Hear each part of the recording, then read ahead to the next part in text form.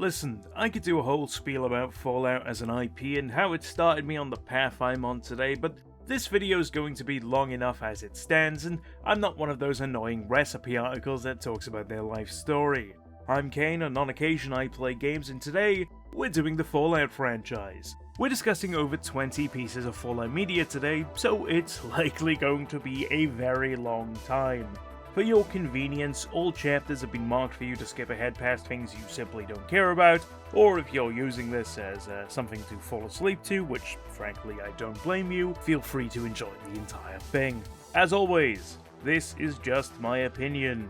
I will be applying a score out of 10, and a tier list ranking for the TikTok brain-rotted among us. So give us a like, consider subscribing, and let's talk about some Fallout.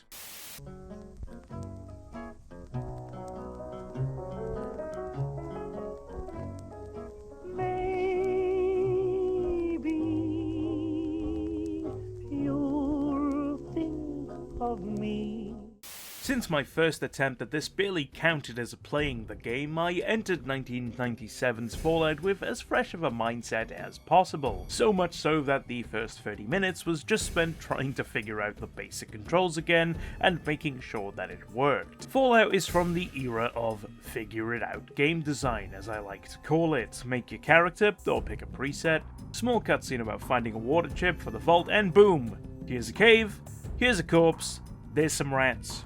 Break a leg. Once I'd shaken off the rust and remembered how to play, I found myself sucked into the Fallout world immediately. So much so that I forgot to check if my test recording was actually working. It wasn't.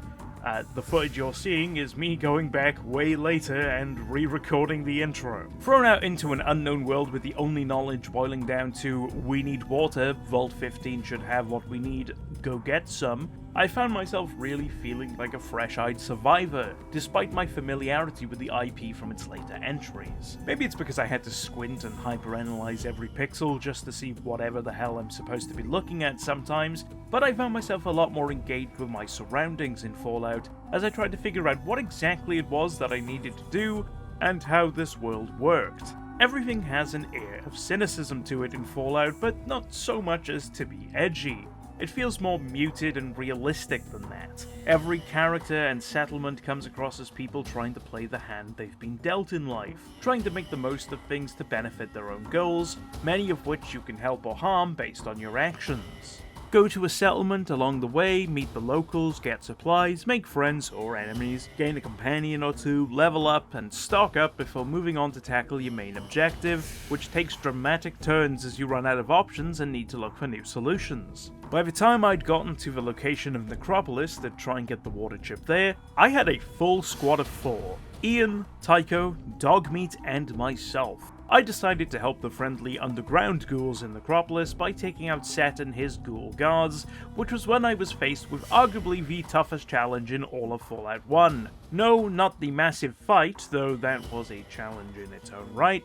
No, I'm talking about the broken companion AI. Combat in Fallout 1 is turn-based, and it can take some time to adjust to, but honestly, I love how it just makes you think about everything.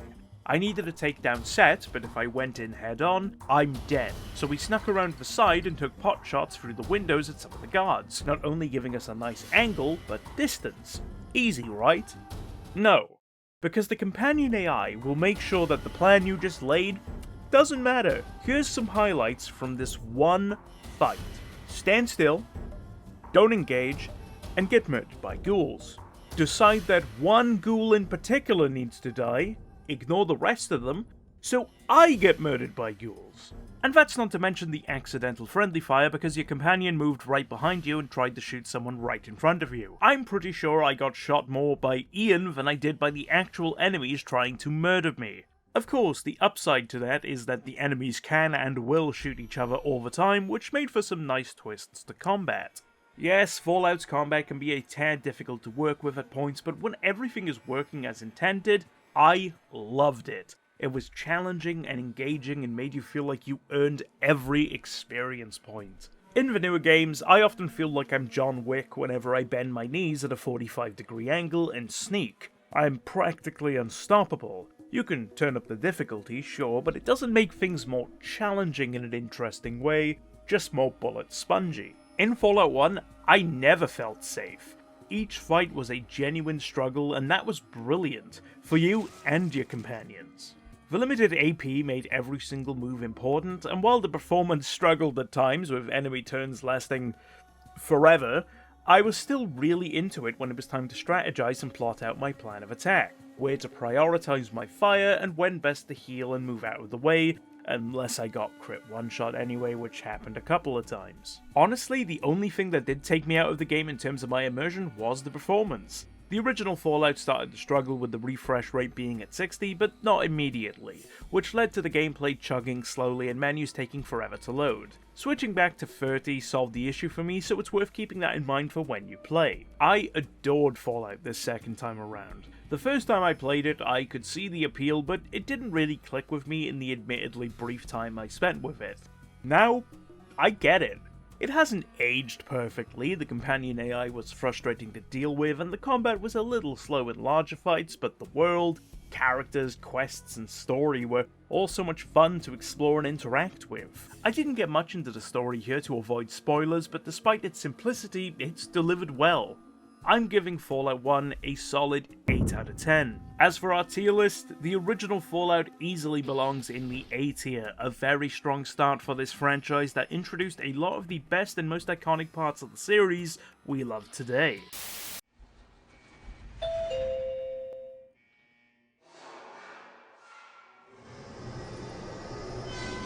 Hello, my name is Elder Price, and I would like to share with you the most... I could do some scene setting here, but I might as well just say it. I don't like the opening to Fallout 2. You play as the Chosen One, a person who hails from a tribe that worships the Vault Dweller, the first game's protagonist. Your first trial, a temple where you need to prove your worthiness as his descendant. The level itself is pretty damn cool. It has this weird like Mayan Aztec look to it. And it's a simple explore the temple, kill some ants and scorpions, then get past the final challenge kind of deal. The issue, well, this entire section of the game, and honestly the entire opening hour plus, is designed in a way where unless you're playing as a character who is good at unarmed combat or with melee weapons, you're going to have a rough time. This led to an awkward situation where I, with my tag skills of small guns, lockpick and speech, had to adopt a strategy which I dubbed the punch and go. You walk up to an enemy, take a swing at them with your low chance to hit, and then run away so they can't hit you back. I don't think this was an issue of difficulty, just more of a design flaw. It wasn't necessarily challenging, but I felt like the game was pushing me in a certain direction to proceed, a little counterintuitive when you consider the whole role-playing thing. This was a little disappointing to see when Fallout 1 did it really well. Obviously, you aren't going to cover everything, and Fallout 2 does a good job at encouraging the player to think outside of the box, but that first game gives you access to the three main ways of fighting right off the bat: unarmed, melee weapons, and small guns. It sets you off right. Meanwhile, Fallout 2 doesn't give you an easy option for a gun until you get to Klamath, and even then, it's a terrible pipe rifle that you likely won't be able to take advantage of fully because you've been going 12 rounds with every gecko in the wasteland like some kind of anti-reptilian Tyson Fury. With the rewards for my Gecko Order 66 along with some bartering, I was able to recruit Sulik, and then finally we could start enjoying Fallout 2. Or, well, once we got to the den anyway, and boy, this took a while. Travel at the start of Fallout 2 is painfully slow and is littered with random encounters which further complicate the journey, but make for some good XP. I did find that these encounters were more challenging than in the original, which was a bit of a mixed bag. On the one hand, this really bogged down the pacing of the early game, which I wasn't enjoying at the time, but on the other hand, I liked the strategy and challenge of combat in these games, and it made me feel like I was earning my progress with every success feeling great. Nothing highlights this more than when I was able to get my paws on the Highwayman, the single greatest thing in Fallout 2 and something that needs to make a return at some point in the future. A fully functional car that drastically speeds up travel while acting as a portable storage container, keeping my pockets light and primed for looting. Something that any RPG player can appreciate. By the time I got that, I had built up my squad, built up my arsenal, and my skill set, and these once terrifying encounters became more balanced and trivial. being something that I actively wanted to take advantage of. Still a challenge, as while I was loaded up on weapons, healing supplies were limited. I still needed to pick my battles wisely. The combat is a little confusing in Fallout 2, however, when it comes to turn order at least. It always felt like I was doing things at a really inconsistent rate. I'm pretty sure in one fight a Brahmin even got 2 turns before me getting 1.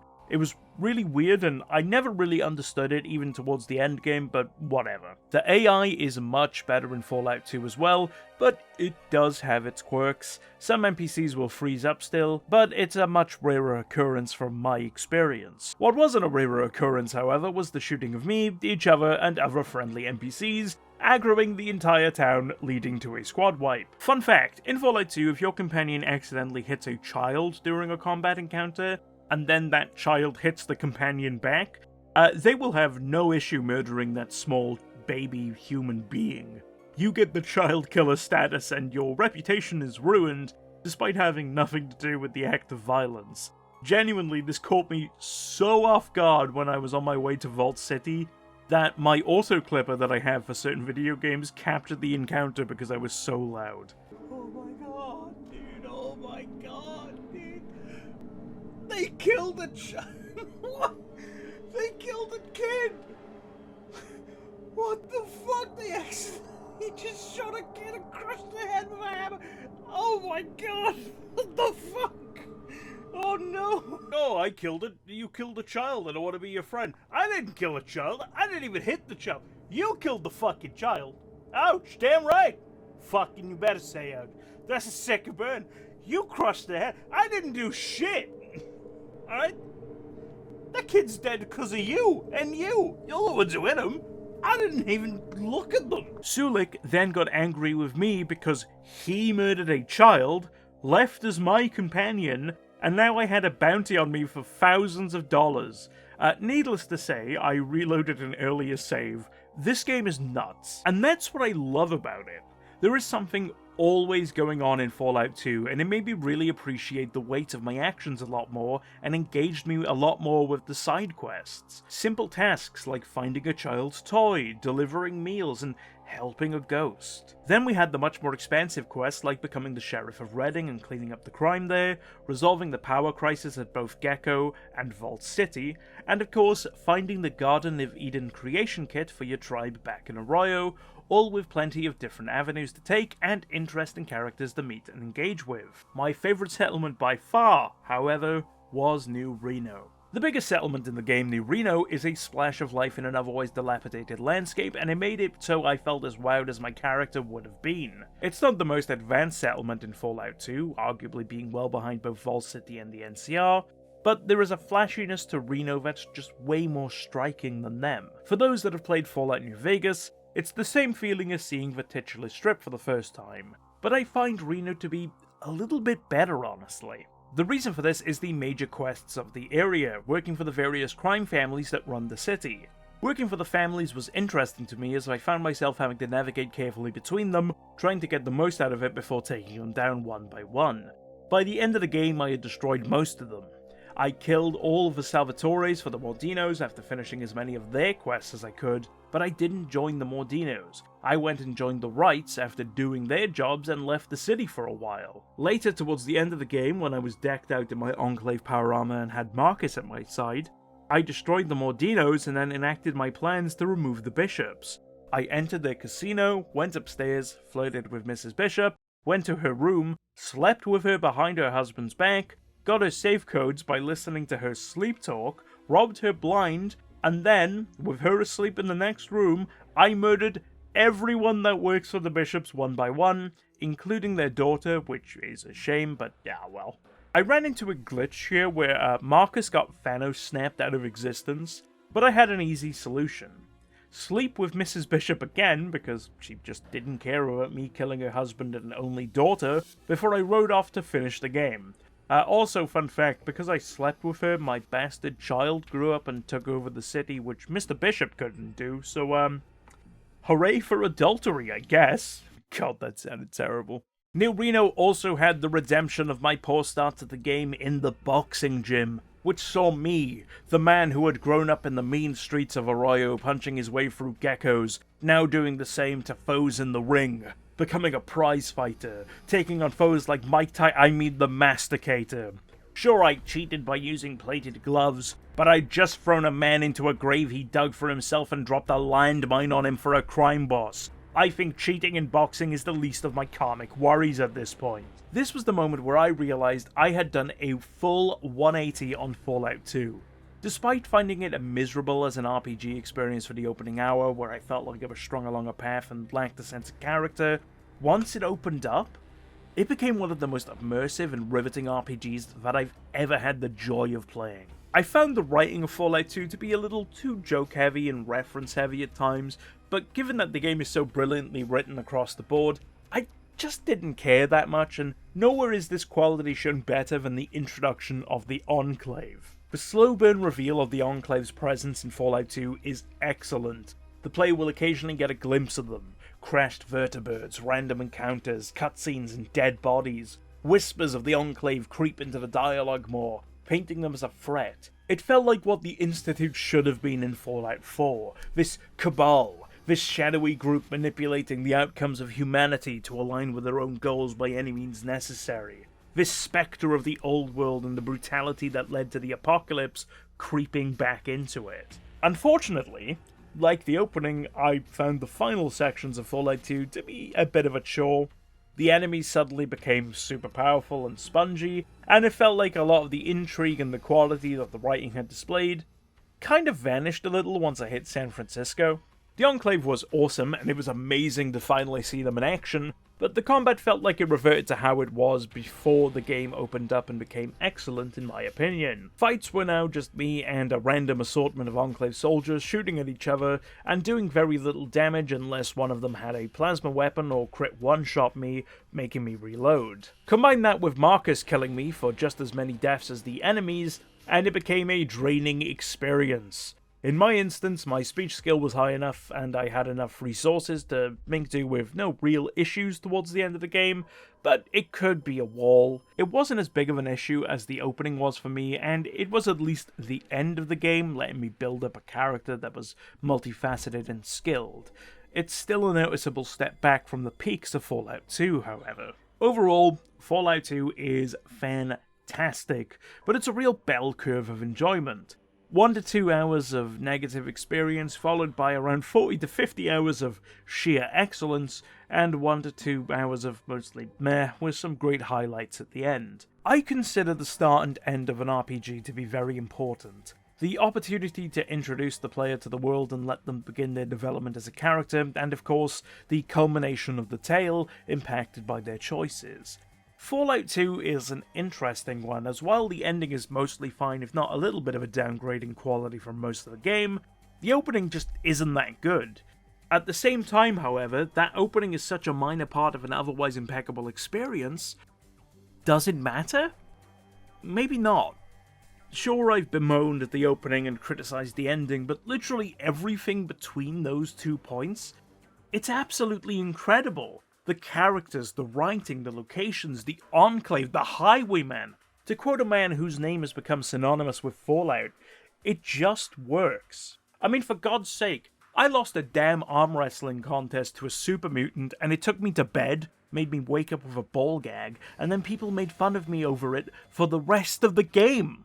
That is just undisputedly peak video games. Pretty much everything great about Fallout and my favorite parts about the franchise originate here with a bang, and then it goes one step further by adding some of the coolest elements of the franchise, like the Highwayman and the ship at San Francisco. These are features that would be incredible in Fallout games today, but they're just not there.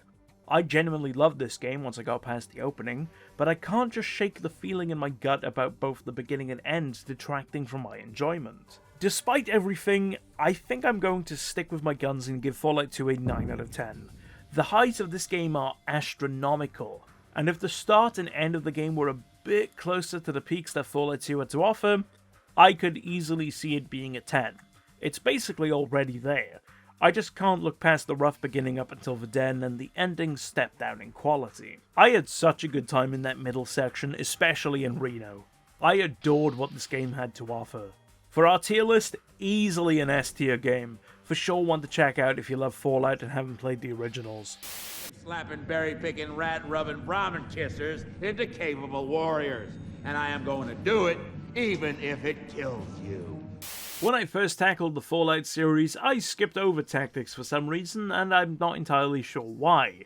It's a game that nobody ever really talks about. I'd describe it as the forgotten stepchild of Fallout if it wasn't for one other game we're discussing here today. But now that I'm here, is it worth playing? Maybe? As the name suggests, Fallout Tactics isn't your standard RPG. Instead, it's a squad-based strategy game that lets you switch between turn-based or real-time combat. I think this is why it's never really talked about. If you pick up Tactics expecting a Fallout RPG, you're going to be disappointed. It has some neat world building and does let you craft characters, but outside of the aesthetic, it doesn't really feel like Fallout. You're often dropped into a mission specifically to complete an objective or two, and your build will open or block different routes, which is exciting, but there is always a way to get the job done. Usually just by killing everything and finding any keys or quest items around these massive maps. It honestly kind of exposes how bare bones the missions can feel at times. They're expansive and often slow to traverse as you move from combat counter to combat encounter. They're visually interesting and mostly well put together, but they're a little too big for gameplay that moves this slow. This leads me to my second reason why I think Tactics is never really talked about. How long it takes to do literally anything. We've already talked about the missions being drawn-out affairs of combat, but this pales in comparison to traversing the map between missions. Random encounter after random encounter spamming the player like an annoying pop-up ad, with the ability to skip them depending on your outdoorsman skill. It is painful. And that's honestly the big problem with Tactics and why I find it so hard to recommend. There are 22 missions in this game, all of which are long, and every single one of them needs to be travelled both to and from, going back to a bunker to get your next mission and resupply if necessary. The pacing of the game is just abysmal, and without the high quality characters and storytelling to keep you invested, it's a chore. But it's not all bad. The gameplay, while slow and outstaying its welcome, is fine, it's good even. It's a solid strategy game, the likes of an XCOM game. In fact, I think if this was made today with the modern XCOM style, I think a lot of people would genuinely really like it. The highlight of this feeling for me is the feeling of camaraderie I built up with my squad. They all had an assigned role through their unique skills and gained levels. I, of course, was the squad leader, Farsight was our stealth and scouting expert, Stitch was our grumpy veteran medic and CQC expert, second in command, Stein was the muscle of the group, and I saw him as a hothead because of how often he accidentally shot other team members, Rebecca was the team's sniper and lockpick specialist, and Joe was our mechanic and pilot, driving the truck between missions. By the time I got to the third wave of missions, it got more challenging and I lost Stitch the medic, and that sucked. Stitch had been there since the very beginning of the game, being a part of the original trio, and it genuinely hurt losing him like that, as he was my favourite squad member. We had to divide his belongings across us to move on with the mission, however. Stein became the new medic due to his high skills and his position on the squad often being near Stitch, and I took up his shotguns to get vengeance. This was legitimately where Fallout Tactics shined, and the inclusion of ghouls and deathclaws as recruits, while a little questionable lore-wise for the Brotherhood of Steel, it's pretty sick. It's honestly the biggest appeal of the XCOM games to me personally as well. The narrative that you craft as your squad goes from mission to mission, earning battle scars and developing personas and war stories through the experience you have with them, only to be cruelly ripped away from you. It's honestly great, and it's why I want to recommend Tactics to you right now. I just don't know if I can. With all of its faults, doubly so the painful pacing that it has, I can't really say that you must go play this game in good faith, but at the same time, when it's good, it's honestly kind of great. But it makes it needlessly difficult to get to that point. It's tough. I think I have to give Fallout Tactics a 5 out of 10. I found that the good and the bad of this game balanced out for me pretty perfectly. For every high, there was a low. For every, oh, this is really good, there was the looming specter of slowness that was fast travel between, I say fast travel, it ain't fast at all, travel between the locations. It's one of those really sad situations where I can see that there is potential here, and I would love to see a reimagining of this game, but I just don't think it's going to happen. As for our tier list, I'm going to give it a D tier. Unfortunately, it's just not that great overall, but I do recommend it if you like the XCOM style of game and can look past that pacing. Or even fix that pacing. If someone knows a way to fix that, I genuinely think I would have a great time with it. Now, on to our next game, and oh, this should be interesting. Clean fusion-powered cars, robots that walk the dog, peaceful existence thanks to the wonders of science. We were close to achieving that dream when war broke out. Nuclear weapons were used without restraint. It was the nightmare everyone feared. Oh boy, where do I begin here? Okay, so, 2004, dark time in history. Facebook, then known as The Facebook, is made, condemning us to an eternal hell of minion memes and AI slop by the hands of a now billionaire who looks like an Oblivion character. George W. Bush is re-elected, so America can continue to invade the wrong parts of the Middle East post 9/11 to get that sweet oil alongside the UK. But it's not all bad. Cinematically speaking, absolute banger of a year. Classics such as Spider-Man 2, Shrek 2, and biggest of all, Scooby-Doo 2, Monsters Unleashed. Video games are also popping off. Half-Life 2, Halo 2, it's a big year for the number 2, the DS, and GTA San Andreas being so controversial that it revived the video games and violence moral panic so hard it still hasn't died for some reason. And to top it all off, we're getting another Fallout game. So what the hell happened? Well, if you couldn't guess by my stalling, Fallout Brotherhood of Steel happened, and boy, yeah, I'm starting to see why this was the last year the IP was owned by Interplay before Todd Howard came along. It's hard to put into words how this game even exists, because it isn't Fallout. Yeah, the name says Fallout, and yeah, you play as a member of the Brotherhood of Steel, but like, that's pretty much where the DNA of Fallout ends. It's painfully early 2000s as a video game. Gone are the charming old world tunes from the likes of the Ink Spots, and in its place is the most generic of early noughties trash rock. Gone are the interesting, well-designed and well-written characters. Instead, we have a dominatrix raider matron and some of the cringiest dialogue options I think I've ever seen in a video game. It genuinely feels like it was written by a high school edgelord. It's fucking terrible. But hey, you get to play as a ghoul, which is cool. That's only recently been brought back in Fallout 76, so that's something genuinely neat that this game does. Gameplay-wise, it's fine. It's a slightly dated button masher of a hack-and-slash shooter that sees you gunning down opponents between stim packs and dodging. It's clunky but playable, and while probably most people would recommend other hack-and-slash games before this one, there's nothing really wrong with it in terms of gameplay. Functionally speaking, it's fine. It's fairly fun even. In terms of balance, however, it could be a little better. I found that it swung from trivial to challenging and back to trivial again, and not even in the usual way that you'd expect. Some bosses are more difficult, sure, but others are easier than the regular enemies of the game.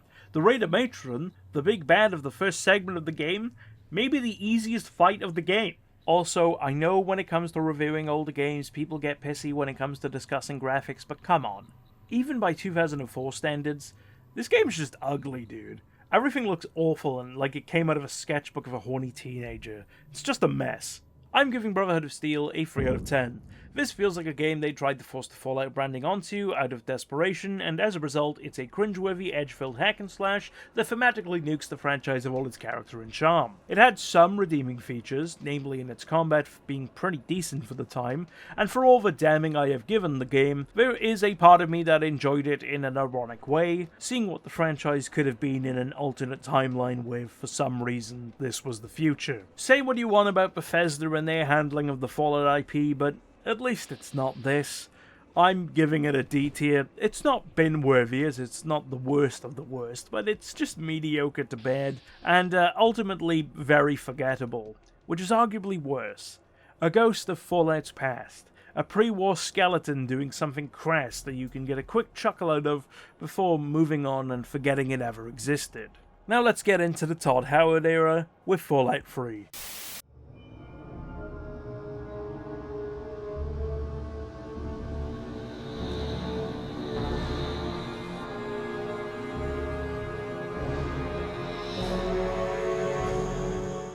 Fallout 3 will forever hold a special place in my heart as the first RPG I ever played that didn't feature pocket monsters. But I hadn't played Fallout 3 at all since my last review in 2018 before this, so I was curious what I would make of it in all the years since. Did it hold up?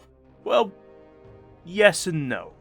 I still really like the opening to Fallout 3. I enjoy the feeling of growing and developing my character that it provides you as you're born and physically age up in the Vault system, only to be faced with the sense of wonder you get when seeing the capital wasteland for the first time, starting your new journey in the real world. I still find this as impactful now as I did back in 2008. It's pretty timeless. It introduces the world of Fallout perfectly, the weird, uncanny underground utopia that is Vault 101, with cracks in the walls that let you see the nastiness lurking beneath the smiling Vault Boy, only for them to explode open as your dad escapes into the wastes, leaving you behind to escape and try to find him, learning the truth about the world and yourself along the way as you're thrust into the unknown and the horrors of the post-apocalypse. It truly is an iconic start to a video game, it's just way too long.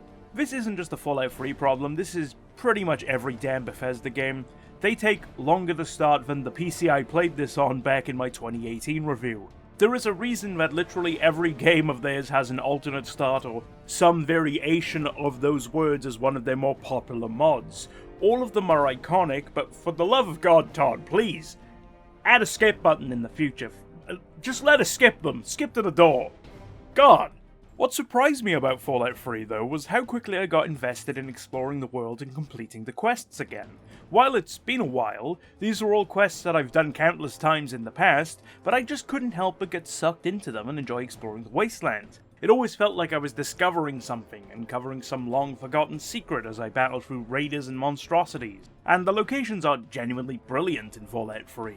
It's a visually interesting world, even if it's bleak by design and probably a bit too green, sure, but the subway system, yeah, that is a nightmare. Listen, I'm not going to try and defend that. I'm not here to glaze this game. The subway system is awful, and it took me out of the game whenever I saw that I had to use it. But on the surface, you know, I was fascinated to learn more. I just wish I never had to go in those ghoul-infested tunnels again for the rest of my life. Entering Megaton for the first time, I think, encapsulates the Fallout experience perfectly.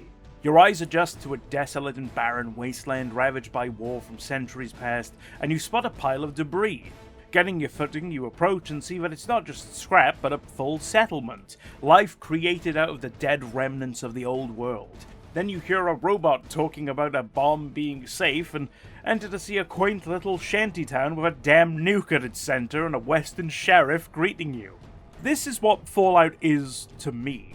This blend of the bleak and the colourful, the serious and the absurd.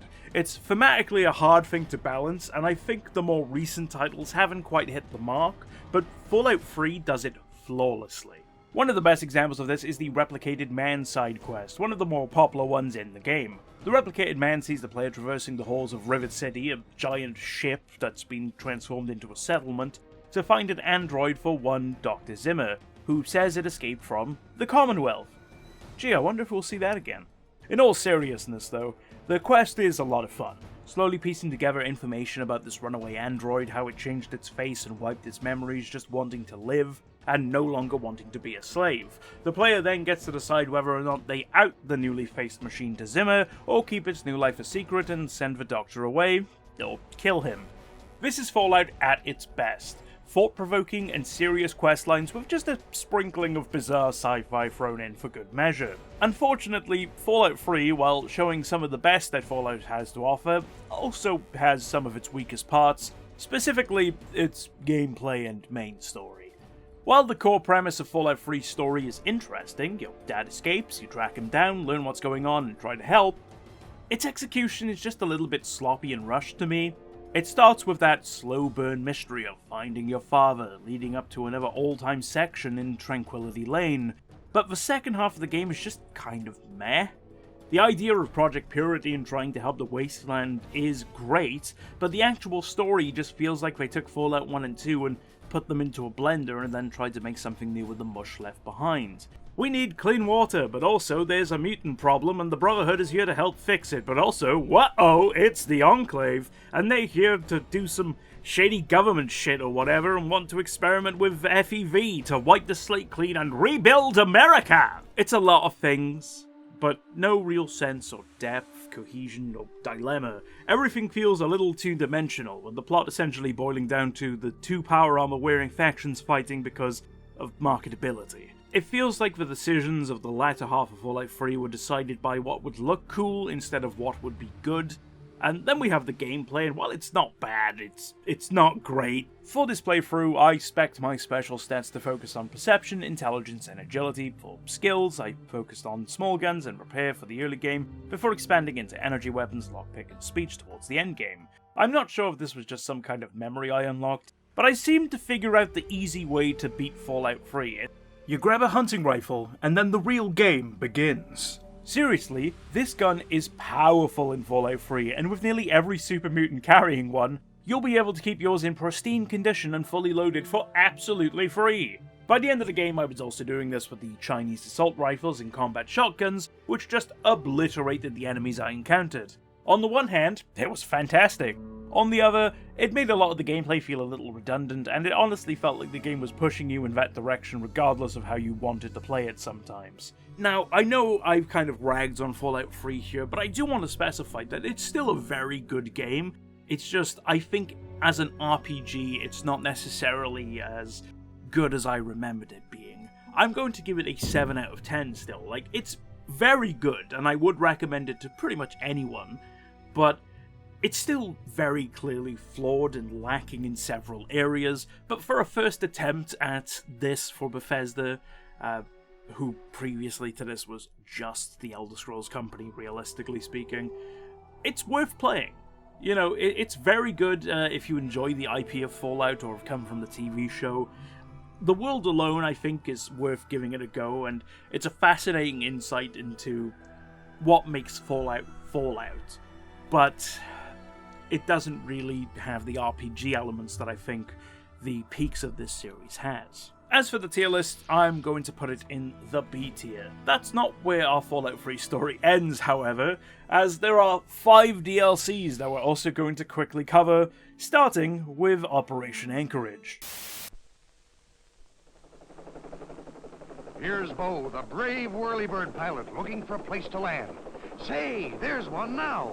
When I first heard about Operation Anchorage, I was skeptical. All I had seen was people talking about how it wasn't very good, or how they disliked it, and while I get why they might feel that way, I thought it was fine. Anchorage feels like Bethesda's attempt at trying to capture a slice of the booming FPS market at the time, something that would only get bigger with Modern Warfare 2 just around the corner. This DLC has you play through a simulation of the Battle of Anchorage, an important pre-war event in the Fallout world, and I thought it was very cool. I like the idea of the Brotherhood outcasts calling you in for help with the matter to get the tech that they want, and the rewards were great, if not a tad game-breaking with how powerful they were. The first mission having the infiltration vibe was very cool, and seeing it escalate from that to having a full squad at your command by the end was even cooler. Is it an especially moving or engaging story in a DLC? No. But it's not supposed to be. It's a training simulation designed to brainwash American soldiers into going to die against the Chinese. Shakespeare, it is not. Overall, I'm giving Anchorage a 5 out of 10. It's good, but it's not especially noteworthy, it's just fine. Slightly outstayed its welcome by the end, and didn't add to my playthrough of Fallout 3 outside of the cool items, free power armor training, and XP, which helped me with the rest of the game's combat, but didn't enhance my character or experience. As for a ranking, I'll put it in the C tier, middle of the road. Now let's move on to DLC number 2. Pittsburgh, population 750,000. The famed Golden Triangle, where the Allegheny and Monongahela form the Ohio River, once a site of major strategic importance, where was erected historic Fort Pitt. Going into the Pit, I was excited. I always love seeing new parts of the Fallout world, and a city like Pittsburgh was an interesting choice. The location of the Pit being an irradiated hellhole dominated by slavers made sense, and the idea of assisting a slave revolt against the raider gang that owns them and stealing the cure for their radiation affliction was very cool. The Pit is a very morally murky and grey DLC, which I found interesting for Fallout, which, while often dipping its toes into the middle grounds of morality and tough choices, it does usually take a more black and white approach.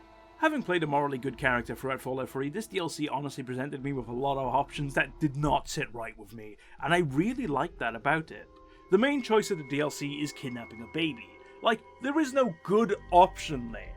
Either I'm the guy who continues to allow brutal slavery and inequality to ravage a city, giving more power to the raiders, or I kidnap a fucking baby, kill her parents, a whole bunch of slave owners, and then hand her over to the people that I don't know well enough to trust, but say they're definitely going to look after her before turning off the protective lights to the slave-owned uptown to let the Trogs take over. I did not feel good about kidnapping that child, but it did feel like the option that did the more good overall, and I left the story feeling conflicted about whether or not I did the right thing, a feeling that I've rarely gotten from Fallout as a franchise. I loved the vibe of the DLC also. It felt like it was really leaning into the weird Mad Max inspirations of its roots, with the weird leather-clad slaves and the Thunderdome part of the questline, which was very fun, albeit very short, with the fights being over as soon as they started. I'd argue that's the issue with the Pit as a whole, it's just way too short. While I was a fan of the questline, enjoyed the world building and liked the new items and enemies added to the game, it was disappointing that it was just over so soon, and I'm glad to hear that Fallout 76 did more with the locale, even if a little. The Pit is a really interesting location in the Fallout world, and I think they could easily set a whole game here. I'm giving the Pit a 7 out of 10, a solid DLC that, while way too short, provided a couple of hours of interesting and engaging content that gave me something to think about. I'm going to put the Pit into the B tier with the base game. Now we move on to the third DLC, A Broken Steel. Steel keeps America safe now, and a freely pumping steel industry guards our future as surely as these big guns of steel, guard the freedom and security of America and the entire free world. Unlike the previous DLCs, Fallout 3's Broken Steel expansion is specifically a post-game endeavor designed to be experienced after the ending of Fallout 3's main story. This was a bit of an issue as well.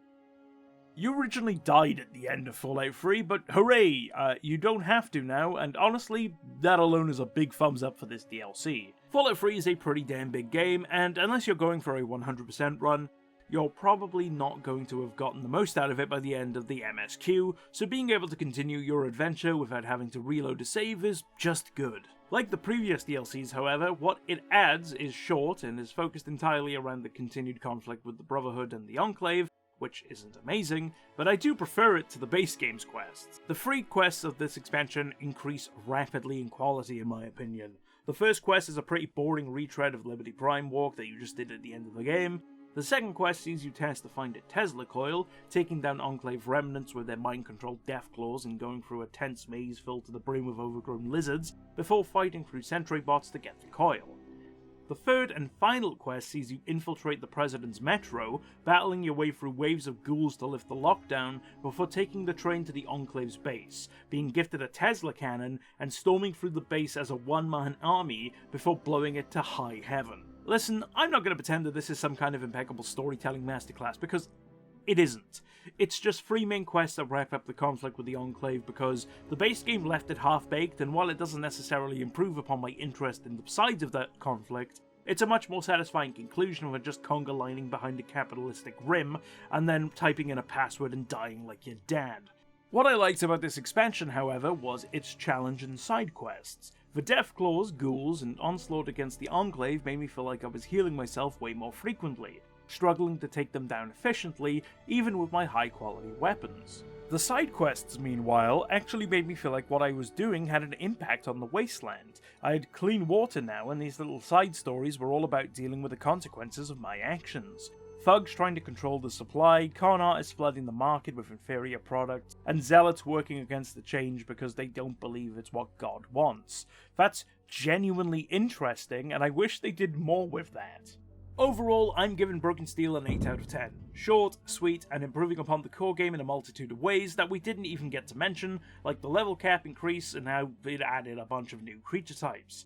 It's a lot of fun and probably should have been the actual ending to Fallout 3. As for its placement on the list, I'm gonna go A tier. It's really solid.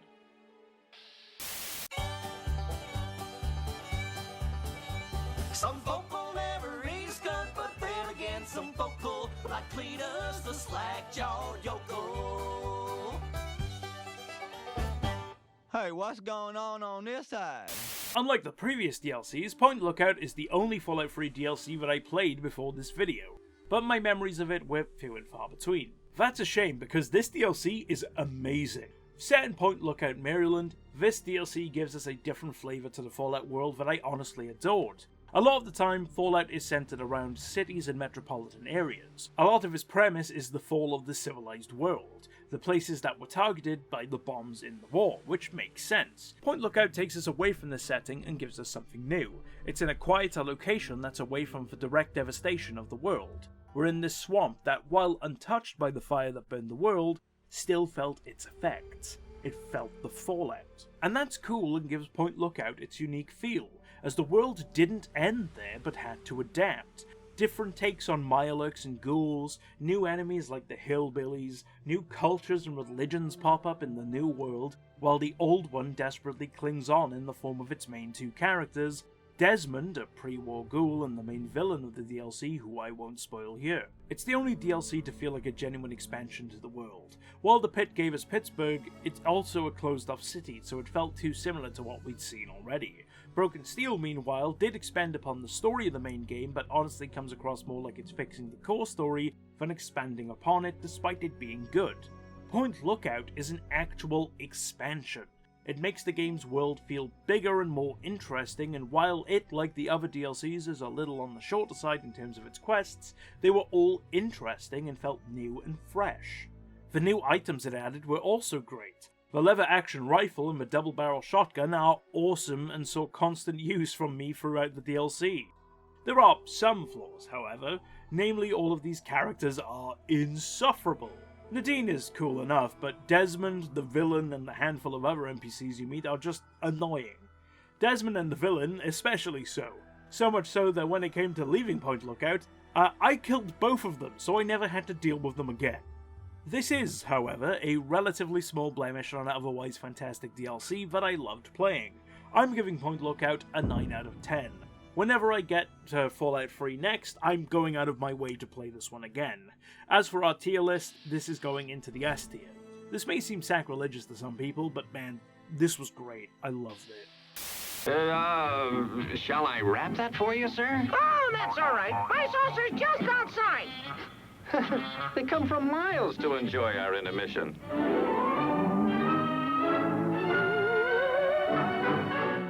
Mothership Zeta is a DLC that I'd heard mixed things about going into it, and I've got to say, yeah, I can see why. Mothership Zeta feels like a representation of that side of Fallout that I'm just not really a fan of, leaning too much into the quirkiness while sacrificing the writing and story, which is painfully boring in this DLC. I did not care about any of the characters whatsoever. It was just a lot of bland space environments with boring combat encounters against spongy alien enemies. The aliens in Fallout are interesting to me though. Their obvious 50s inspiration aside, the idea that alien life and the supernatural are just real in this world is something that I find very cool, and while a lot of intrigue from the supernatural comes from the unknown, let us know something at least. Have one of the aliens speak our language somehow through translations or implants or probing or whatever. Give us an understanding and a depth to them. Instead, it's just a boring prison break that sees you blowing up a bunch of generators between waves of murdering aliens. That's it. I honestly wish I had more positive things to say about this, and more to say about it in general, but there just isn't much to this DLC. The weapons are cool, I guess, and I like the alien designs, especially the abominations, who are honestly kind of horrifying, but as a DLC, it's just... It's not especially bad, but it's certainly not good. I'm giving it a 4 out of 10, because, yeah, that's just whatever, I guess. In terms of the tier list placement, it has to go in the D tier. Disappointing.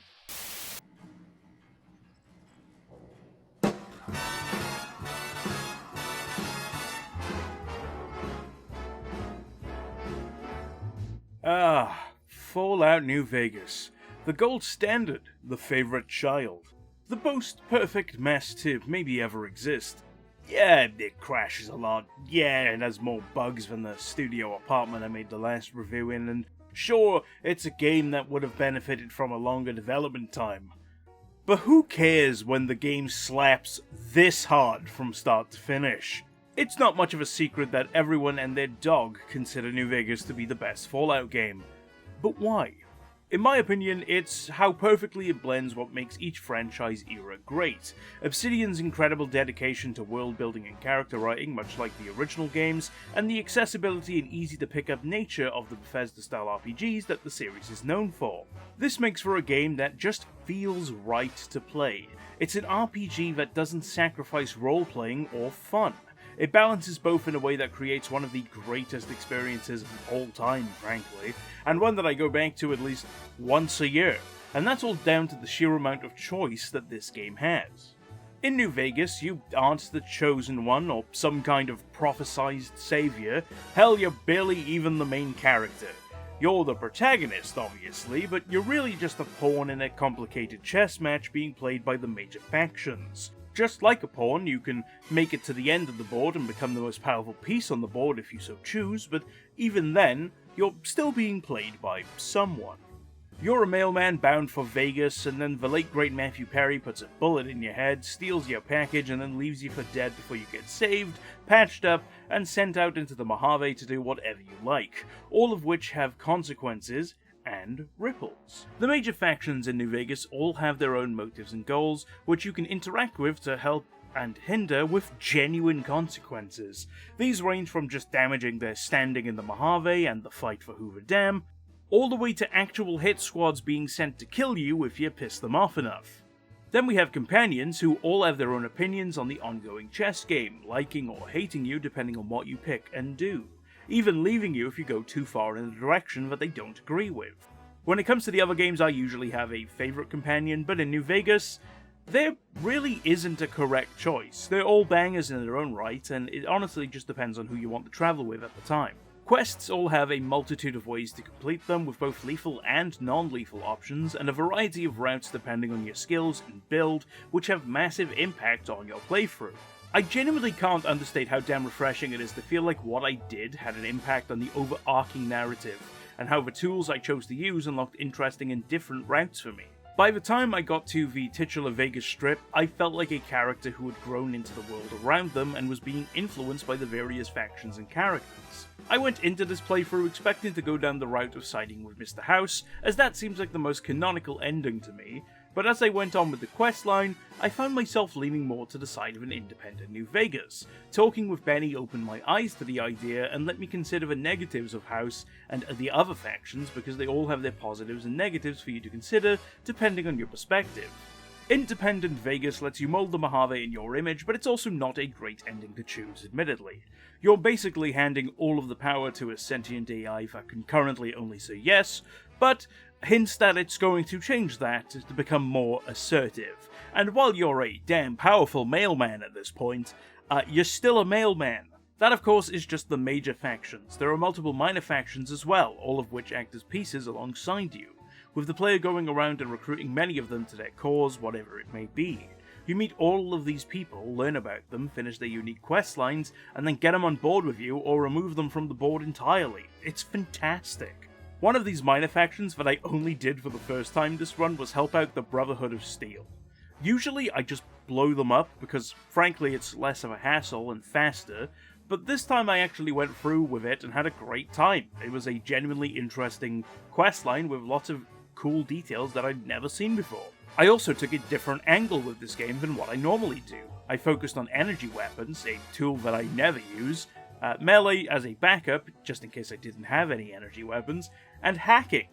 These were my primary skills, and I had a blast with this setup. It allowed me to explore different avenues from what I'd normally do in New Vegas, which is either talk my way out of situations, or stealth kill if I didn't fancy a chat. I could honestly just keep going about how great this is, but this video is going to be long as it is, and if you haven't gotten the message yet, I really don't know what else I could say. Fallout New Vegas gets a 10 out of 10. Like I said at the start, it's buggy, it's a mess, and it crashes constantly, being held together with duct tape and prayer, but who gives a fuck when it's this damn good? It's undeniably incredible, and still stands atop the mountain for many a Fallout fan, and for good reason. It is the undisputed S tier in this video. However, I do also want to say that I wish New Vegas fans would maybe shut up a little more. A lot of you are very insufferable. Just enjoy stuff, man. Anyway, we're not just talking about the main game, we have DLC to get to. So let's have a chat. Make your own magic at the Monte Carlo Resort and Casino. Reserve your getaway today. The new Monte Carlo Resort and Casino. Perhaps the DLC I was dreading the most when I began this quest. Dead Money sees the player kidnapped and forced to partake in a casino heist or be blown up by the bomb collar attached to their neck. Before this playthrough, I've tried to play Dead Money a few times, and honestly, I've never enjoyed it. Now, this might be partially down to me having a very good build this time around with Dead Money, when I got involved with it, but I didn't hate the experience as much as I previously have. That's not to say it's perfect, honestly, it's far from it. I've never liked having all of my items stripped away from me for a DLC. If there's a solid lore reason for my weapons not coming with me, I can give it a pass. Anchorage being a simulation makes perfect sense. Zeta having them removed as you get captured, it's good enough of a reason, and you can get them back later because you're a prisoner. Dead Money just kind of removes your items because it wants the experience to be more challenging, I guess. It's a little counterintuitive given that the whole premise of the DLC is a heist where having your tools would be helpful. I understand that you are a prisoner here like you are in Zeta, but you have a bomb collar strapped to your neck, like you don't really have a choice in it regardless of whether or not you're carrying around your plasma rifle. Dead Money, like all of the other DLCs, gives you a brand new, interesting and cool world space, but unlike the others, it doesn't really let you explore it properly. Half of it is obscured with poison fog, and the other half of it, well, you're running around looking for a radio so you don't blow up while taking out the ghost people. The concept? Great. The story? A little odd, but it's good. The characters? Amazing. They're genuinely all fascinating. But it just doesn't really come together for me. The gameplay feels sluggish and designed to be tackled in a specific way. The theme of letting things go is delivered with the grace and elegance of blunt force trauma to the head. The quests are more irritating than engaging most of the time, and while I did enjoy the lore tidbits and the encounters with each character, the overall experience did feel more like a chore than something I could really invest myself into. Overall, I'm giving Dead Money a 6 out of 10. It's fine, and I did like my time with it more than before, but it just doesn't succeed at what it's trying to do in my opinion. It feels like creative wires were getting crossed during its production, leaving it feeling a bit confused. As for our tier list, I'm going to stick to C tier. It just doesn't quite get it right, but it's still worth a go at least once. Oh, the Grand Canyon. What a Grand Canyon. It's times like these when you think about those closest to you. Think I'll call home. Please state your name. Homer!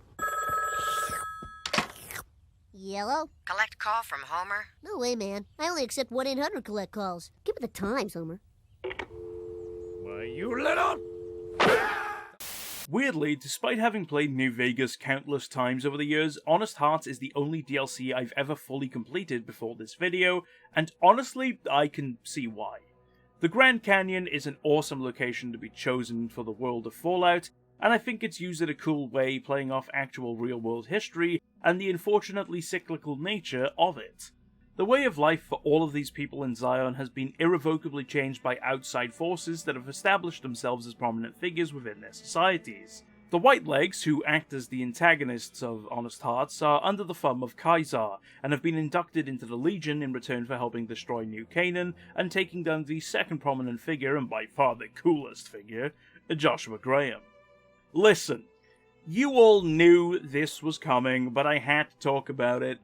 Joshua Graham might just be the single greatest character in all of Fallout. A Mormon missionary from New Canaan, as well as co-founder and former legate of Kaiser's Legion, Joshua Graham was punished by Kaiser after losing the first Battle of Hoover Dam, set on fire and thrown into the Grand Canyon, and he survived. And boy, am I glad that he did, because every single thing this man says is a banger. I pray for the safety of all good people who come to Zion, even Gentiles. But we can't expect God to do all the work. I survived because the fire inside burned brighter than the fire around me. I fell down into that dark chasm. The flame burned on and on. I mean, come on. I'm not even a religious person, but man, that's the kind of figure that makes you want to start reciting scripture like some crazy person on Twitter who's about to say the most awful thing you've ever seen and then claim cancel culture when they called out on it to try and make some money. But that honestly kind of adds to my point though. The Joshua thing, not the Twitter part. The charisma and myth of Joshua Graham the Burned Man, a whisper you hear even before starting the DLC, has built him to this point where, while he's no longer wears the title of Legate and regrets his past life, he still finds himself acting upon it unintentionally. Siding with Joshua sees him leading the Dead Horses and Sorrows in battle against the Whitelegs, pitting the natives against each other so he can further achieve his spiritual redemption. The irony is that while he no longer enjoys the brutality of his past life, like Kaiser and even Mr. House before him, he, and by extension you as the player, are still using these tribes for his gain, even if he may justify it as something else. Doing this forever changes the Sorrows, and will lead to conflict between them and the Dead Horses down the road, perpetuating the cycle of violence influenced by the hands of outsiders. Then we have Daniel, who, despite his presentation as a more peace-orientated character who abhors violence, he too still represents this idea of outsiders impacting the cultures and values of natives. Perhaps even more so than the others.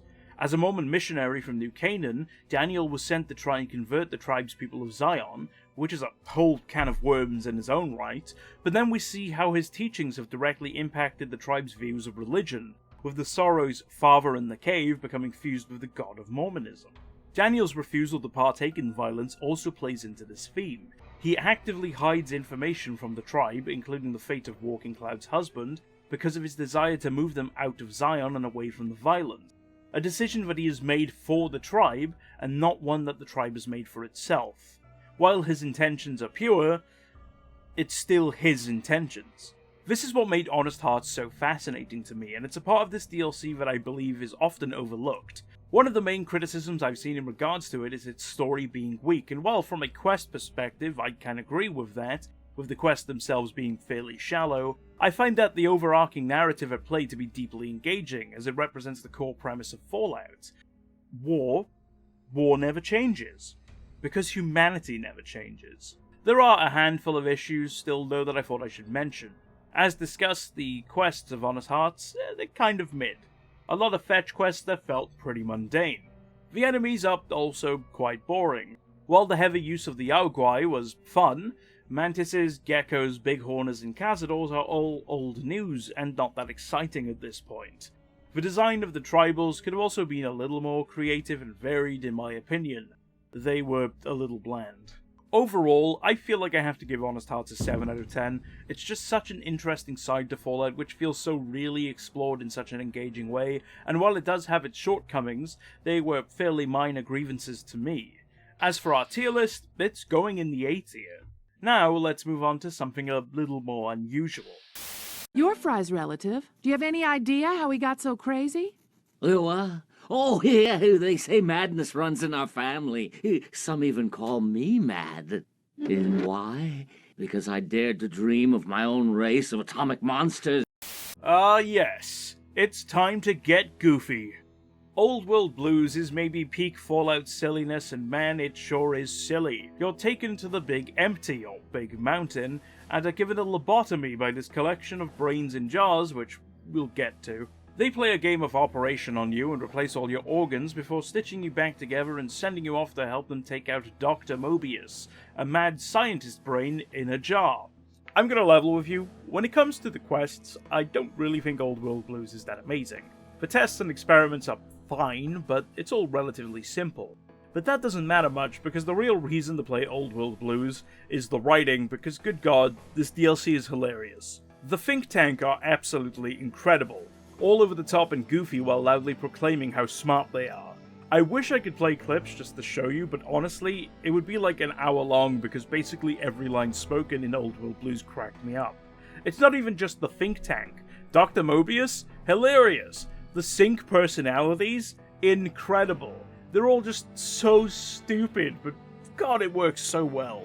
It's a fairly short DLC, all things considered, but man, I had an absolute blast. I love the Robo-Scorpions and all the new weapons. The lore implications and world building are amazing, and it just made for a great little interlude in what is otherwise a relatively serious game, sprinkled with silliness here and there, mostly with Wild Wasteland. I'm giving Old World Blues a 9 out of 10. It is just amazing. Yeah, the quests aren't super exciting, but man, if you've played New Vegas or are going to play New Vegas, you owe it to yourself to try Old World Blues at least once. If it's not your thing, that's fine, but having a conversation with a fucking toaster is a Fallout rite of passage to me. As for our tier list, I mean, where else could this go but the S tier? Incredible. Now let's move on to the last DLC for Fallout New Vegas. You took everything from me. I don't even know who you are. Ah, and here we are. The end of the line for our New Vegas journey, and it all leads back to... Bear, bull, the bear, and bull. Two-headed bear. Before the bull came, before the bear. Bull, the bear, and bull. The bear. Kill the bear with a two-headed bear. The two-headed bear with a bear. Two-headed bear. The bear, the bear, the bear. The bull. Off the bull. Outlast the bear. Outlast the bull. In the bear or bull. The bear, the bull. The bear. The bear. Two-headed bear. The bull. Okay, look.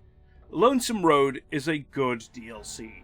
I love the Divide as a location, it's really cool. I like the Marked Men, and I really enjoy how challenging it can be making your way through the harsh environment. But for the love of Atom's Glow, if I have to hear Ulysses yap one more time, I may just nuke the Divide intentionally to end my suffering. Bear and bull, bear and bull. I can't bear with this bull any longer. Shut up, you pretentious arsehole. Ooh, we all walk roads, courier. Yeah?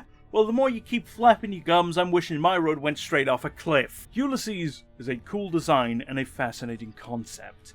How he was a tribesman that worked with Caesar's Legion. How he took the name Ulysses because of Ulysses S. Grant, a warrior from another time when America fought under two flags. How he met the Whitelegs and how he goes through all of the DLCs as a secondary antagonist linking the narratives. It's genuinely really cool. What isn't cool is how he just doesn't shut the fuck up, and how he blames us for the Divide, something that happened before the game and that we have no recollection or attachment to because we didn't play it. Most of these mind-numbing monologues are delivered through the Lonesome Road's version of Eddie, the companion for the DLC, and genuinely the best part about it. For a character that doesn't speak, they are able to convey a lot of emotion and personality through Eddie, and his backstory, revealed through random audio tapes, is really cool and makes for a surprisingly tragic character.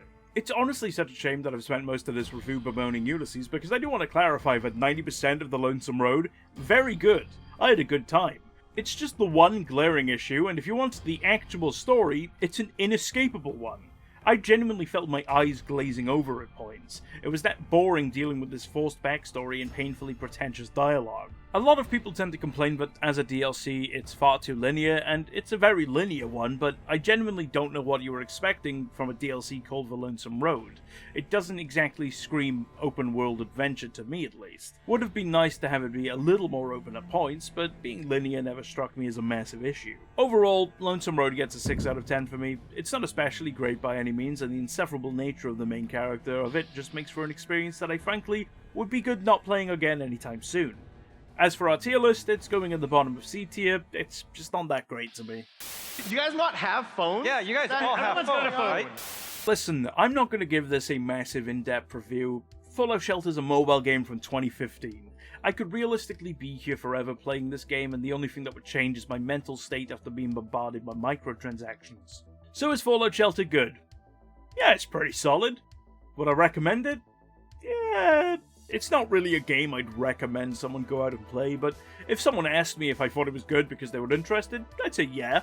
It's not a game that's going to change your life by any means, but it's a good time killer if nothing else. Something to pick up and play when you have 5 minutes. Just be careful not to fall into the lunchbox trap. You don't want to be spending all your hard-earned caps on this.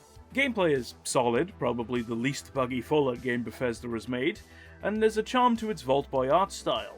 There just isn't any substance to it in my opinion, and that's fine. There isn't supposed to be, it's there for fun. I'll give Fallout Shelter a 6 out of 10. It's good. Not great. Good. It can go in the C tier. It does what it says on the tin. You want a mobile game with a Fallout skin? Congratulations. You've got a mobile game with a Fallout skin. I love you too.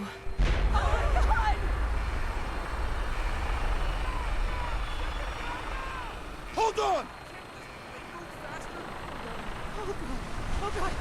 As a franchise, the Fallout series can be a little bit divisive. Factions of fandoms crop up and wage wars of words over what games they prefer.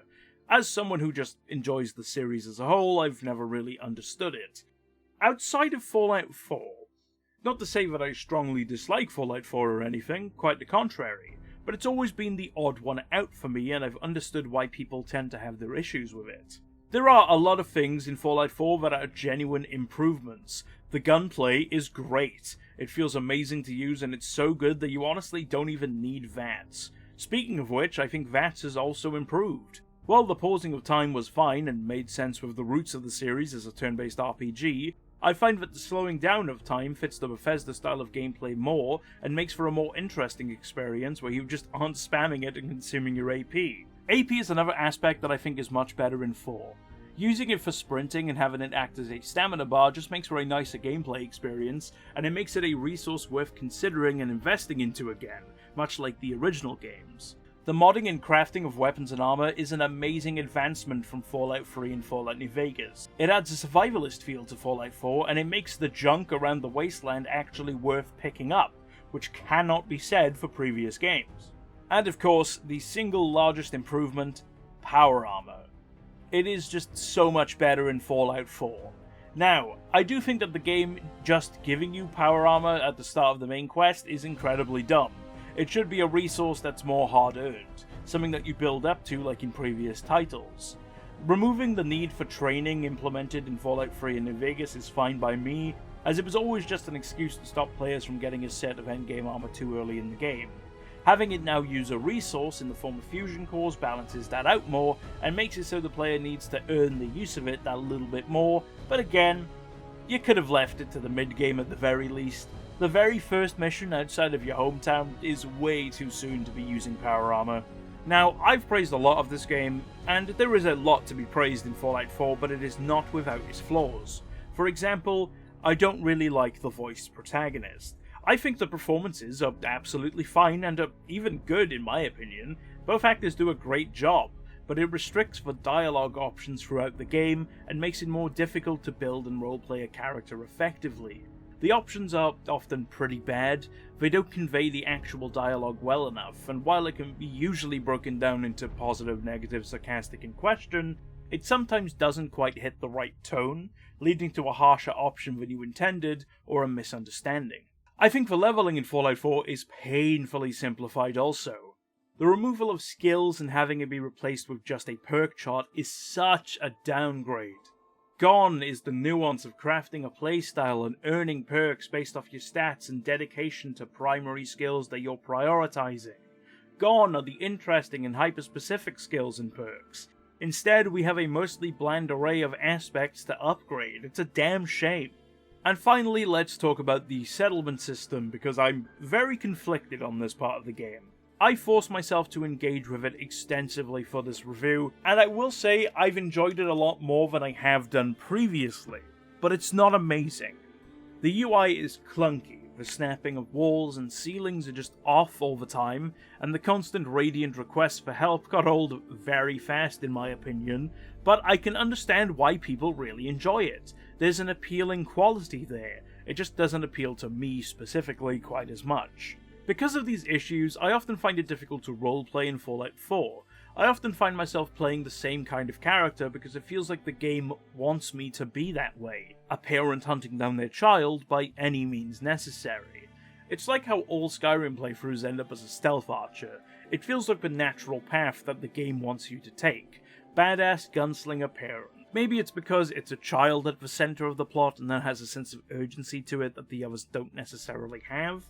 I'm not sure, but it's always made Fallout 4 a tough experience for me as an RPG, which is a shame because I find it to be a really good game from a gameplay perspective. It feels great. For this review, I decided that I needed to interact with as much of the game as possible, and I forced myself to carve my own path, and honestly, It made for a much better experience. I went out of my way, often neglecting the main quest, to build up my character, their relationships, and the various settlements across the Commonwealth, learning the ways of this new alien world, the various factions that inhabit it, and preparing to save my son from the clutches of the mysterious Institute. Now seems like a good time as any to talk about these factions. There are 4 major factions the player can side with in Fallout 4. The Institute, who we've already mentioned, acts as this region's Illuminati, for lack of a better term. A secret cabal of scientists dedicated to rebuilding the society with the help of their synths.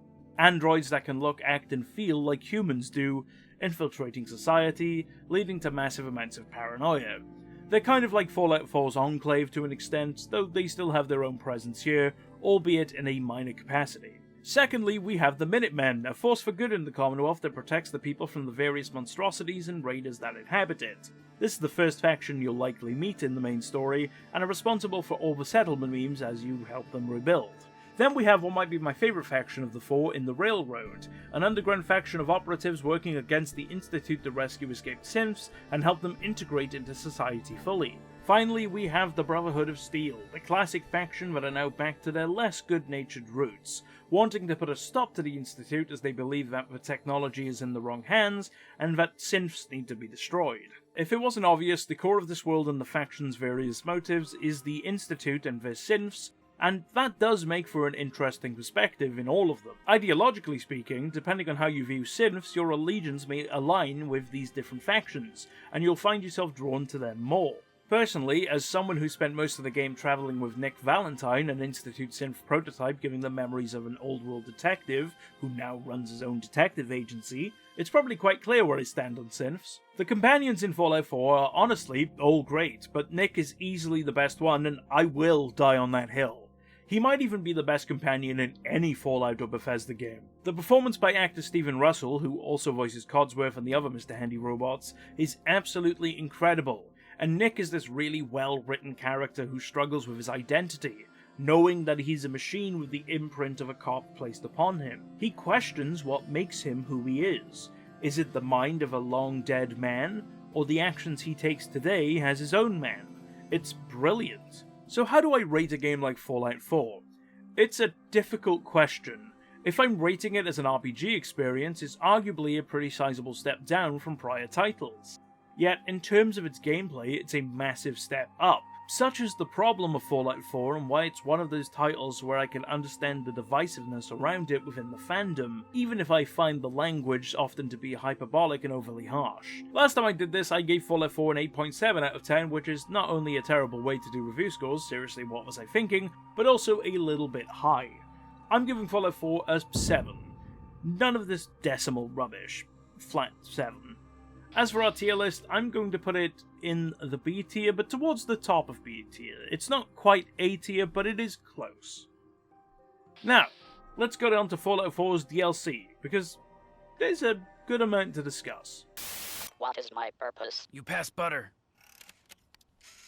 Oh my god. Firstly, I wanted to cover Automatron and Vault-Tec Workshop together because they're much smaller in scale than the other DLCs we'll be discussing today, but it still felt like it was worth the time to break them down. Automatron and the Vault-Tec Workshop DLCs are both more focused on expanding the settlement system with interesting new items, decorations, and structures than anything else, but they do both have their own quests to go alongside this. Automatron's main purpose is the creation of custom robots and settlements to act as companion, or if preferred, security for the settlements like they were in my case. This is easily the best part of the DLC, but I actually had a really fun time with the story. Encountering a robot companion called Ada, the player helps them track down the Mechanist, whose many machines are terrorizing the wasteland. It's a fairly short questline, but a fun one with some memorable characters and the right amount of wackiness that Fallout can thrive with. The new Raider faction, known as the Rust Devils, are very cool as well. A great aesthetic to them of cobbling together robot parts for armor, and the ability to make your own follower is just a lot of fun. Legsworth being a fan favorite. The Vault-Tec Workshop, however, I'm a little more mixed on. The concept of building up your own vault from scratch is amazing, and having the Overseer be a pre-war ghoul that never got to make it to their position is fascinating.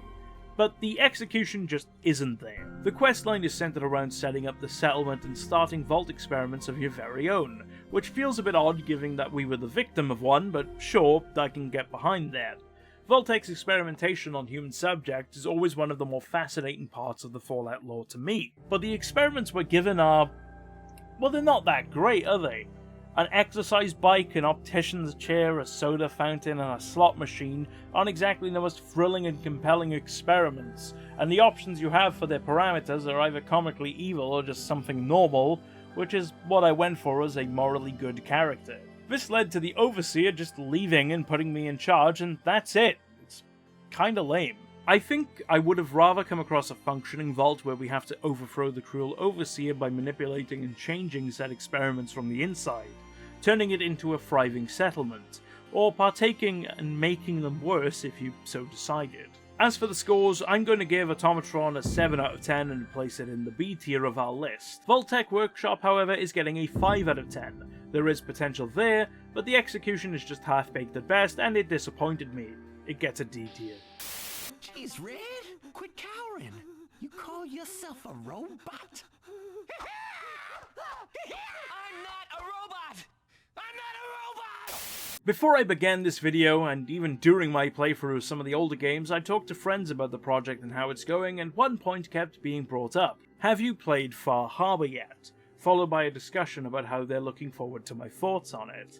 Needless to say, this DLC had a bit of a pre-established bar in my mind when it came to quality. So did it meet it? Absolutely, and then some. Far Harbor took myself and Nick on a quest at a titular location to find a missing girl by the name of Kasumi Nakano, who'd run away from home believing that she was actually a synth and not a human. A really cool setup for the DLC, using my personal favourite part of the base game, Nick and his detective agency, along with the idea of synth infiltration into society. The map of Far Harbor might be my favourite out of any of the DLCs in the entire franchise. It's wonderfully moody, with a thick fog descending across most of the land, a fact that some of the locals have attributed to a vengeful spirit, mythologizing the very ground that they walk as a way to cope with the hardships of survival. It's little details like this that really help bring a world space to life and help set characters and their motivations. There are those in Far Harbor that see it as a supernatural threat, others just a wasteland hazard, and then the children of Adam who revere the fog as a sign of their god. There are even some who have taken to blaming the children of Adam for the fog's growth. Anything to justify the hardships in their life. It's a very human response. There are 3 major factions that you'll be dealing with in this DLC. The Harbormen are the first, and they live in Far Harbor if you couldn't guess. Men and women that are currently inhabiting the docks you'll land upon once arriving. The second faction you'll meet is Acadia, synths led by Dima, Faraday and Chase. This is the synth refuge where Kasumi has found herself after leaving the mainland. The final of the 3 is the Children of Atom, the well-known religious group that worship radiation. The narrative of Far Harbor focuses on the interactions between these factions and the tense power struggle between the citizens of Far Harbor and the Children of Atom. Dima's synths are a relative neutral party in the conflict at first, though through investigating you learn that this benevolent synth that calls Nick Valentine brother doesn't fully share his good nature and moral compass. Synth replacements, contingency plans, and murder.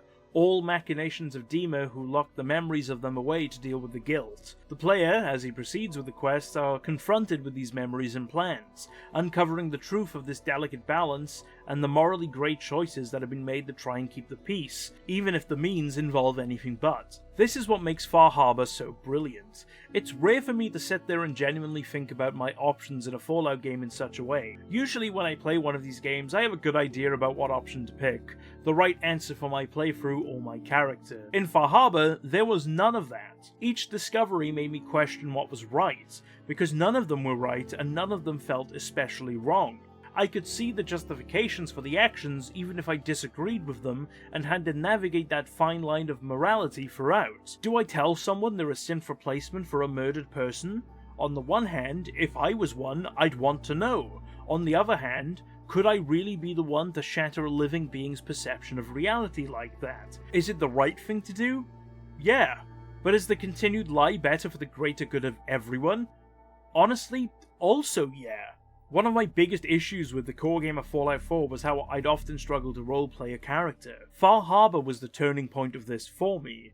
Being confronted with such difficult questions made me engage with this character I'd built and really think about what they would do in this situation as they travelled with Nick Valentine. This is where my character defined themselves and became fleshed out and established who they were. Of course, I'm sure anyone watching this who has played Far Harbor is asking one question right now. So about those memories you mentioned, you know how when you're experiencing something wonderful and when someone asks you about said thing, you try to think of something that's bad about it to be fair and balance out the criticism, but you can't and you don't want to sound like you're just glazing it, you want to be honest? That was me for a large portion of Far Harbor. Then I got to Dima's Memories. The singular stain on an otherwise pristine white shirt, Dima's Memories are a puzzle minigame that puts the player into cyberspace. The goal? Guide a bunch of little memory bugs safely to a platform to unlock a memory. To do so, you need to use the building system for the settlements, which, as I've already mentioned in this video, is not very good to use. There aren't many puzzles, sure, but they're all slow-paced, boring, and really stand out thematically in an otherwise very moody DLC. When I say that this is the one issue I have with Far Harbor, I really mean the one. Outside of that, this DLC is damn near flawless. I'm not even exaggerating right now, there just isn't much to complain about outside of those damn memory puzzles. It's just really good. The only other thing I will say about this DLC is that you need to play it with Nick Valentine. The game lets you take whoever you want, but this DLC is built with Nick in mind, and even has unique interactions for him specifically, so be sure to take Nick with you for this one. I'm giving Far Harbor a 10 out of 10 if it wasn't obvious. Yeah, sure, those Dima memories are annoying, but they are a minor part in an otherwise excellent experience that I encourage you to just slap on a smile and try to power through those memories as quickly as you can so you can get back to the fog. As for our tier list, I mean, come on. It's an S tier.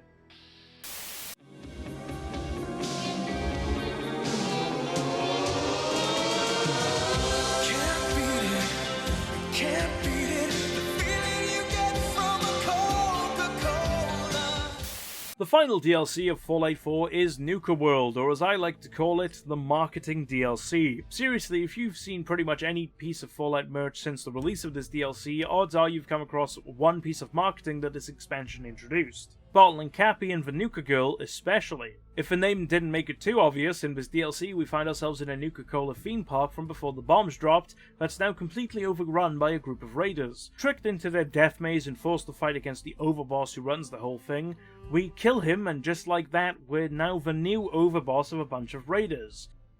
So that's cool, I guess. This is probably my biggest issue with Nuka World. Because I did this DLC while siding with the Minutemen, well, Preston is now like an ex after a bad breakup and refusing to even talk to me, which to some of you is probably a relief to hear, but for me it kind of derailed my plans for the main game a little bit.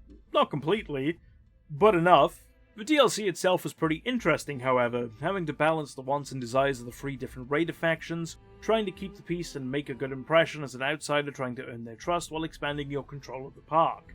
I had a good time exploring the admittedly very cool world space and giving out stuff to the operators and disciples, while ignoring the pack, because the pack are a bunch of whiny bitches. The gangs were all very interesting to me at least as well. I like when raider groups have their own flair instead of just being a bunch of random criminals. Having that unique culture that they've manifested over time is very cool, even if it is just being a bunch of cringe alpha males like the pack. They have some sick attire and colours though, the paint splatter effect, that looks sick. The unique zones, each having their own objective, was a nice touch as well and made the exploring a lot of fun. I especially liked the wildlife section with all of the gator claws and the weird gorilla family.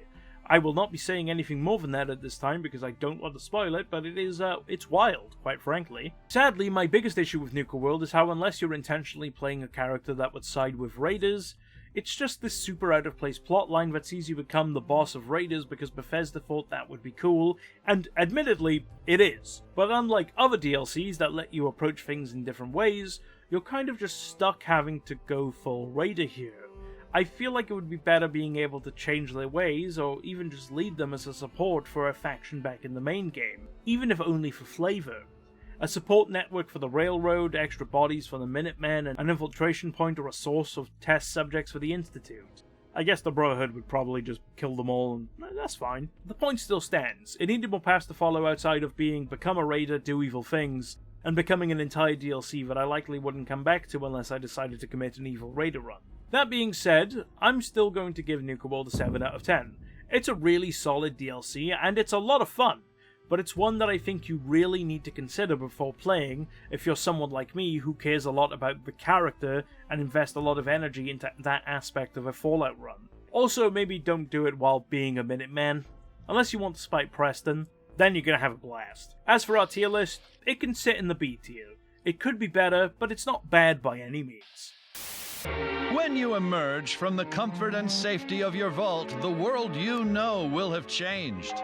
Take your friendly old neighbor Johnny.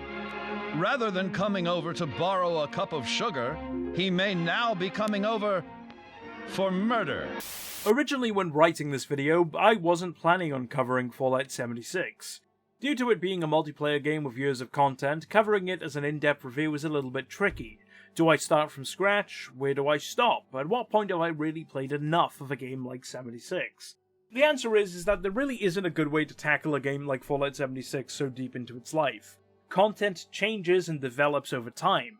Even while I was writing this, they did a major update which added playable ghouls. It's a little bit confusing to say the least, but I wanted to be thorough and cover my bases, so I thought I'd do a little overview like I did for Fallout Shelter. Then I got to playing it with my friends, and well, I have a lot more to say than I realized. As of writing, I have over 100 hours in Fallout 76. I started at level 20 and played a gunslinger build. I'm now level 70, which is where the levels of items stop from my experience so far. Fallout 76 has been a lot of fun, but, and this is a big but, it does not know what it wants to be. The world, incredible. I love exploring Appalachia and all the different bits of lore and world building they wrote into the game based on actual Appalachian folklore.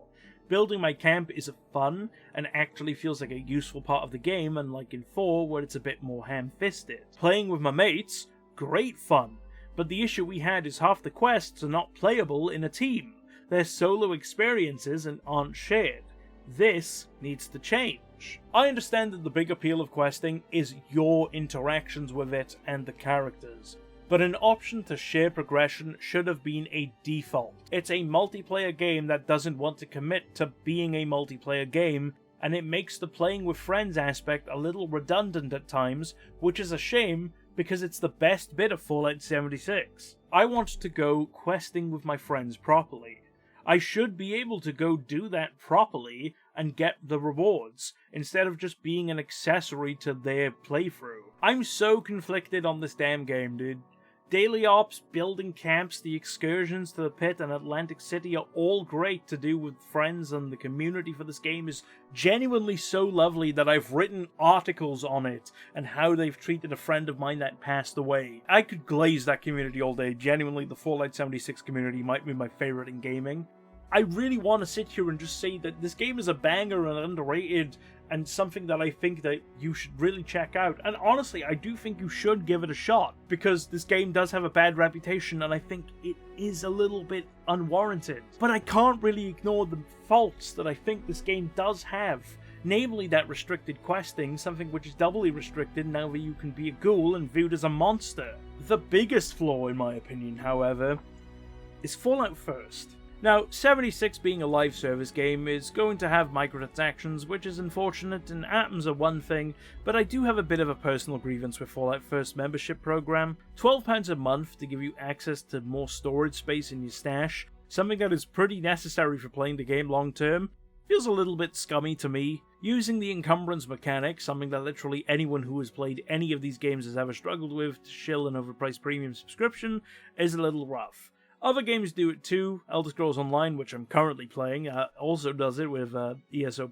It's not great there either, but it is a bit more affordable in that game, and I feel like I get a lot more out of it. Whereas in Fallout First, at least, I don't know, there's a lot of features in that game where I feel like it's restricting it to the subscription instead of letting me earn it otherwise. There are exclusive store items which feel kind of scummy. I can't upgrade my stash space like I can in ESO without Fallout First. Overall, I'm going to give 76 a 7 out of 10. It's better than a lot of people give it credit for, and I honestly recommend giving it a go with friends. As for our tier list, however, I'm going to put it in the C tier. I really enjoy it, and it's solid, and I probably will be going back to it, but there are enough flaws and questionable choices within the game that I think could and should be remedied, not including regular bugs and glitches.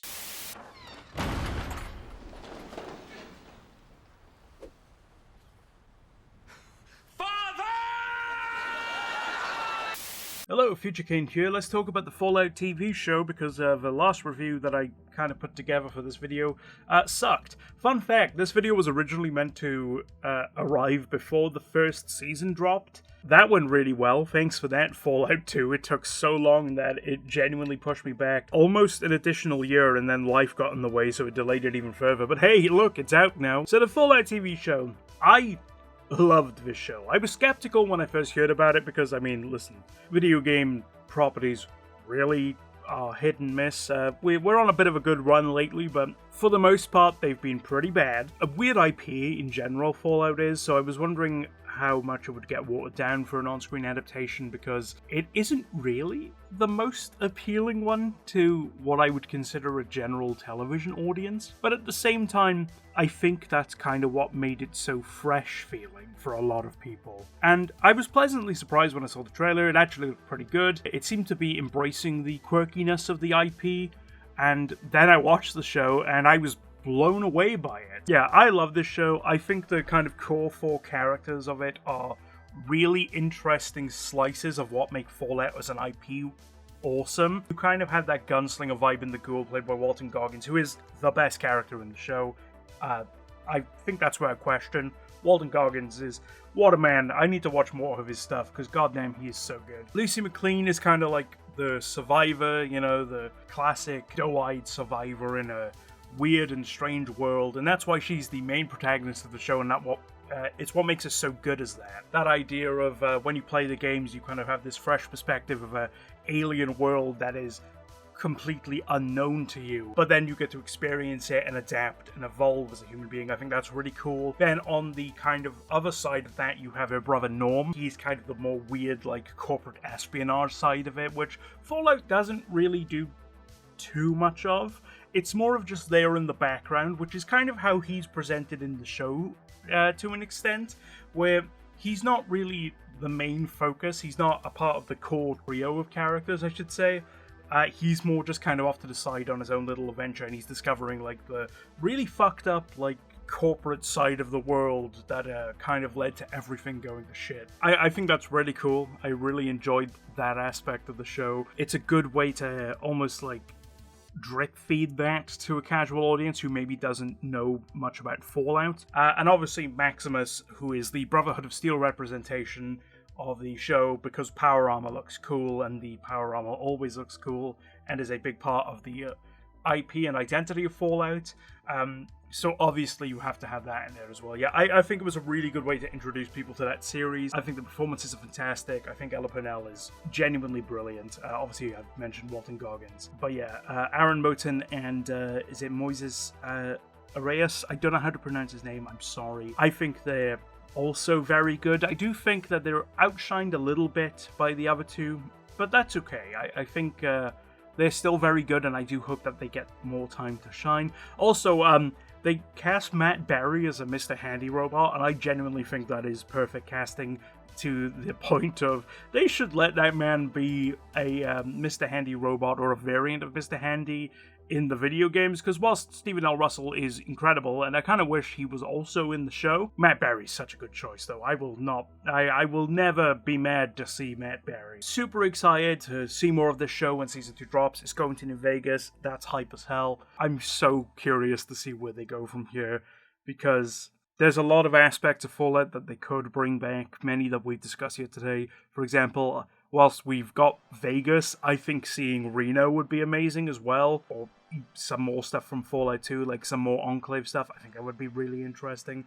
I don't know, though. I'm just super excited to see it. As for a rating, I'm giving the show an 8 out of 10. I think it's really well done. It's going in the A tier, and yeah, I can't wait to see more. Thank you all for watching this video. It has been a long time coming, but man, I am glad to finally have this out. Like I said, it's over a year late. This was meant to be out last April. I probably bit off more than I could chew, but I'm glad I did it. I love this franchise. It was one of the first ones I covered on the channel, and I hope to do it again with some other franchises as well. I plan to. We'll see when they come out. In the meantime, though, if you liked this, please give it a thumbs up. Give us a subscribe. I've got other content planned. I want to do more Pokemon videos. That last one was a lot of fun. I had a great time doing that. Thank you all again, and I'll see you all soon. Goodbye, everyone.